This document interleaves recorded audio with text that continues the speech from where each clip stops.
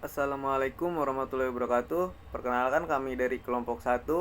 Kami akan mempresentasikan hasil riset kami dengan judul analisis brand awareness masyarakat pada minuman Ultramil. Sebelumnya izinkan kami memperkenalkan diri. Yang pertama, saya Anggi Andriani dengan NIM 64201665, dan yang kedua ada Mila Peroja dengan NIM 64200043. Yang ketiga ada Syafira dengan NIM 64201137. Yang keempat ada Rizky Widianto dengan NIM 64201688. Yang kelima ada Galang dengan NIM 64201697. Yang keenam ada Cynthia dengan NIM 64201435. Kami ucapkan terima kasih kepada Ibu Wiwin Wiyanti, SEMM, selaku dosen mata kuliah Manajemen Pemasaran yang telah memberikan kesempatan kepada kami untuk melakukan riset analisis brand awareness masyarakat pada minuman Ultramil. Berikut materi yang pertama, yaitu brand awareness kesadaran merek merupakan kemampuan bagi konsumen dalam mengingat suatu merek dari segi simbol, suara, gambar, logo, dan lain-lain dalam melakukan pembelian. Dari kesadaran merek tidak menuntut konsumen dalam mengingat keseluruhan, melainkan hanya mengingat pada detail-detail kecil saja. Dengan adanya kesadaran merek pada konsumen, maka konsumen lebih memilih pada merek yang telah diingatkan dibandingkan dengan merek yang belum dikenal sama sekali. Seiring berkembangnya zaman, teknologi semakin hari semakin canggih. Semakin ketat persaingan bisnis. Oleh karena itu, pelaku usaha selalu meningkatkan merek. Dengan terus meningkatkan merek, hal ini dapat membantu dalam kesadaran merek pada konsumen. Selanjutnya ada rumusan masalah. Yang pertama, bagaimana brand awareness masyarakat pada minuman susu Ultramil. Dan yang kedua, bagaimana upaya meningkatkan brand awareness masyarakat pada minuman susu Ultramil. Dan yang berikutnya ada tujuan penelitian. Yang pertama, untuk mengetahui brand awareness masyarakat pada minuman susu Ultramil. Dan yang kedua, untuk mengetahui upaya yang dilakukan dalam meningkatkan brand awareness masyarakat pada minuman susu Ultramil. Poin berikutnya ada manfaat penelitian. Yang pertama, bagi penulis, dapat memahami, menyajikan informasi serta menambah wawasan mengenai brand awareness melalui pengalaman yang didapat oleh penulis saat melakukan penelitian. Yang kedua, bagi perusahaan, agar perusahaan dapat mengetahui mengenai brand awareness serta diharapkan dapat menjadi masukan untuk meningkatkan kualitas perusahaan. Dan yang ketiga, bagi pembaca, memberikan wawasan baru mengenai brand awareness serta diharapkan dapat menjadi bahan referensi atau pembanding untuk penelitian berikutnya yang sesuai dengan judul. Sekian materi yang dapat saya sampaikan. Yang berikutnya akan disambung oleh teman saya, yaitu Mila Peroja. Assalamualaikum warahmatullahi wabarakatuh. Perkenalkan, nama saya Mila Feroza. Di sini saya akan melanjutkan materi presentasi yang disampaikan oleh teman saya Anggi. Yang pertama yaitu tentang definisi brand atau merek. Menurut Keller tahun 2008, merek adalah sebuah merek yang lebih dari sekedar produk, karena mempunyai sebuah dimensi yang menjadi diferensiasi dengan produk lain yang sejenis. Sedangkan menurut David Allen Acker, merek adalah seperangkat aset atau kewajiban yang ditautkan dengan nama dan simbol, yang menambah atau mengurangi nilai yang diberikan oleh suatu produk atau layanan. Yang kedua yaitu tentang peranan dan kegunaan merek. Tahun 2009, Kotler berpendapat bahwa merek memiliki peranan serta kegunaan sebagai berikut. Yang pertama, memudahkan proses pemesanan dan penelusuran produk. Yang kedua, membantu mengatur catatan persediaan dan catatan akuntansi. Yang ketiga, menawarkan perlindungan hukum atas ciri-ciri dari keunikan produk yang dimiliki. Yang keempat, menandakan tingkat kualitas tertentu sehingga pembeli yang puas akan melakukan pembelian berulang atau yang dinamakan loyalitas konsumen. Yang kelima, dapat menjadi alat yang berguna untuk mengamankan keunggulan kompetitif. Teori yang ketiga yaitu tentang strategi merek. Knapp mengatakan bahwa merek bukan sekedar nama besar. Yang ketiga, menciptakan blueprint merek. Ini sama dengan identitas merek atau brand identity. Dalam konsep akar dan arsitektur merek atau brand arsitektur dalam konsep Davis. Yang keempat, membudayakan merek, yang berarti perlu keterikatan emosional agar konsumen loyal terhadap merek. Caranya dengan memberikan manfaat-manfaat yang menimbulkan sentuhan emosional. Misalnya, dealer mobil memberikan hadiah ulang tahun atau bingkisan hari raya kepada para pelanggannya. Yang kelima, meningkatkan keuntungan merek. Merek yang kuat tidaklah berguna kalau perusahaan tidak memperoleh keuntungannya. Oleh karena itu, merek perlu dimanfaatkan seoptimal mungkin. Teori yang keempat yaitu tentang pentingnya merek. Pentingnya merek ialah meningkatkan pengenalan produk, meningkatkan loyalitas konsumen, membantu positioning produk banding dengan produk merek lain, memudahkan pengenalan produk baru jika perusahaan memiliki brand yang terkenal. Teori yang kelima yaitu tentang elemen-elemen brand equity atau ekuitas merek. Menurut Shimamura tahun 2001, ekuitas merek tidak terjadi dengan sendirinya. Ia ditopang oleh elemen-elemen ekuitas merek yang terdiri dari kesadaran merek, loyalitas merek, persepsi kualitas, asosiasi merek, aset-aset merek berharga lainnya seperti hak paten, akses terhadap pasar, akses terhadap teknologi, akses terhadap sumber daya, dan lain-lain. Teori yang keenam yaitu tentang peran brand equity.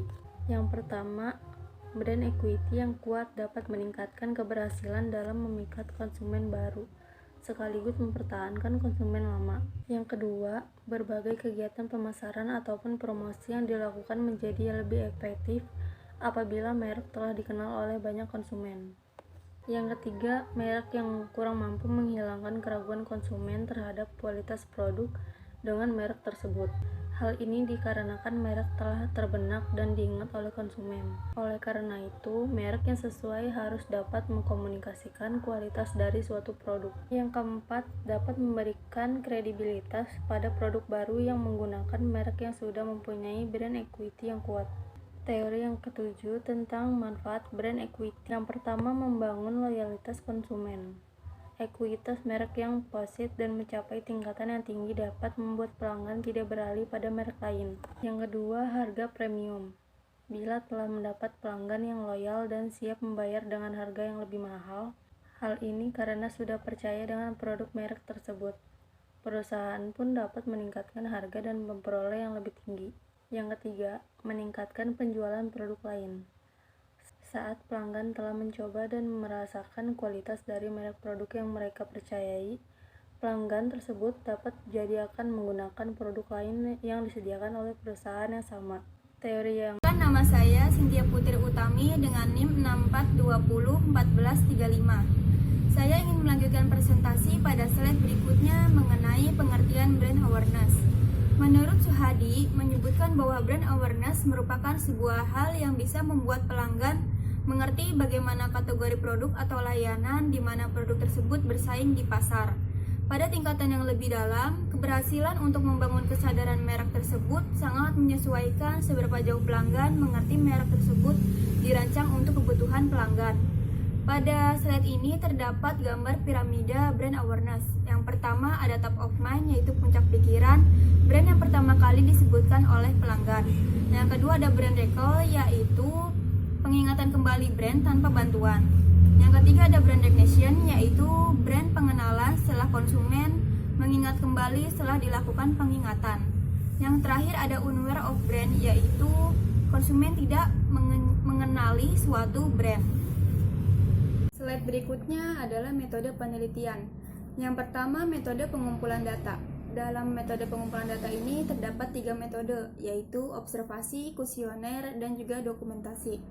Yang pertama, observasi adalah metode ini dilakukan penulis dengan cara melakukan pengamatan secara langsung pada minuman susu ultramilk untuk memperoleh data perusahaan dan pelanggan atau responden. Yang kedua ada kuesioner. Metode ini dilakukan dengan cara penulis menyebarkan kuesioner dalam format Google Form yang berisi berbagai pernyataan kepada pelanggan brand minuman susu Ultramilk. Yang terakhir ada dokumentasi, metode dokumentasi yang dilakukan penulis dengan cara mengumpulkan dari beberapa buku, jurnal, website, dan laporan. Dengan metode ini, penulis mendapatkan data yang relevan dengan judul penelitian serta informasi mengenai profil perusahaan. Yang kedua ada metode populasi dan sampling. Teknik pengambilan sampel dari populasi. Sampel yang merupakan sebagian dari populasi tersebut kemudian diteliti dan hasil penelitian atau kesimpulan kemudian dikenakan pada populasi generalisasi. Yang ketiga ada metode analisis data. Metode penelitian yang digunakan penulis dalam penyusunan laporan ini adalah metode penelitian deskriptif kualitatif dengan sumber data primer berupa kuesioner. Penulis menggunakan tabel hasil jawaban responden untuk menganalisis brand awareness susu Ultramilk. Slide selanjutnya adalah bab 3 analisis data dan pembahasan. Yang pertama profil Ultrajaya Milk atau Ultramilk. PT Ultrajaya Milk Industry and Trading Company merupakan salah satu perusahaan yang bisnis utamanya yakni sebagai produsen minuman yang terkemuka di Indonesia.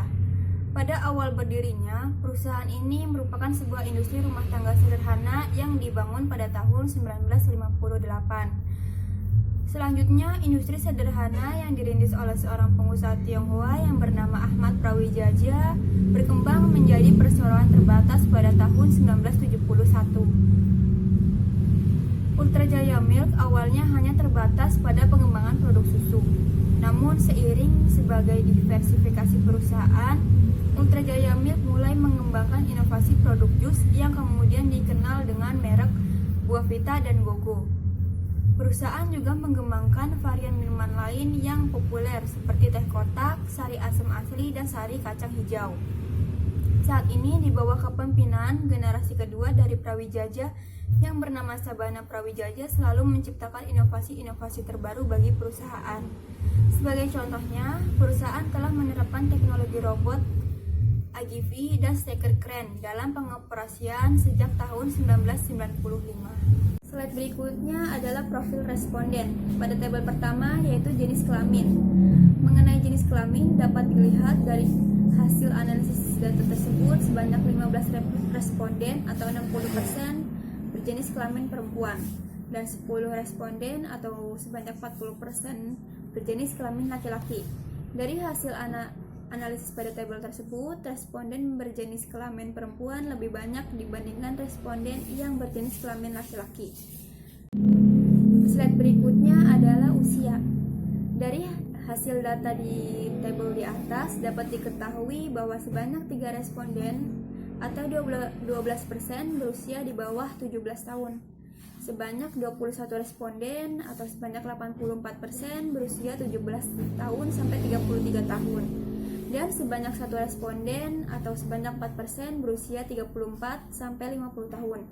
Dapat disimpulkan bahwa responden yang berusia 17 sampai 33 tahun lebih banyak dalam memberikan jawaban dibandingkan dengan usia yang lain. Perkenalkan, saya Galan Alfasuri dengan NIM 64201697. 2. Pertanyaan tingkat rasa. Performance, bagaimana rasa kealamian dari susu Ultramilk? 8 responden menjawab sangat memuaskan, 14 responden menjawab memuaskan, sedangkan 3 responden menjawab tidak memuaskan. Importance tentang seberapa penting rasa kealamian dari merek minuman susu Ultramilk. 11 responden menjawab sangat penting, 14 responden menjawab penting. 3 pertanyaan tingkat nutrisi. Performance dari pertanyaan bagaimana proporsi kandungan nutrisi yang ada di dalam susu Ultramilk. 8 responden menjawab sangat memuaskan, 14 responden menjawab memuaskan, sedangkan 3 responden menjawab tidak memuaskan. Importance tentang seberapa penting kandungan nutrisi dari merek minuman susu Ultramilk. 18 responden menjawab sangat penting, sedangkan 9 responden menjawab penting. Pertanyaan tingkat kualitas. Performance dari pertanyaan bagaimana kualitas dari merek minuman susu Ultramilk. 6 responden menjawab sangat memuaskan, 18 responden menjawab memuaskan, dan 1 responden menjawab tidak memuaskan. Kesimpulan Kesimpulan yang dapat diambil dari laporan hasil analisis brand awareness pada susu cair Ultramilk yaitu yang pertama, dari hasil perhitungan analisis brand awareness dapat diketahui bahwa responden memberikan jawaban yang sangat baik. Hal ini terbukti pada jawaban yang diberikan oleh responden menyetujui bahwa responden mengenal merek minuman susu cair Ultramilk. Yang kedua, dari analisis brand recall diketahui bahwa merek Ultramilk lebih banyak dikenal oleh responden dibandingkan dengan merek susu cair lain seperti Grand Files, Frozen Flake, dan Cimory Milk. Yang ketiga, dari analisis data kesan kualitas, respon yang diberikan oleh responden rata-rata menjawab sangat memuaskan dalam hal kualitas, tingkat rasa, kemasan produk, dan juga kandungan nutrisi yang ada pada merek tersebut. Lalu berikutnya adalah saran dari hasil penelitian brand awareness minuman susu cair Ultramilk bahwa hasil yang diberikan oleh responden sangat baik dalam mengenal brand tersebut. Namun dalam perkembangan teknologi yang sangat canggih dan juga persaingan bisnis yang sangat ketat, oleh sebab itu hal yang harus dilakukan oleh Ultramilk ialah lebih mengkomunikasikan brand tersebut kepada pelanggan dan juga meningkatkan serta mempertahankan pelayanan dan juga kualitas pada Ultramilk tersebut. Sekian presentasi dari kelompok kami, kurang lebihnya mohon maaf. Terima kasih. Wassalamualaikum warahmatullahi wabarakatuh.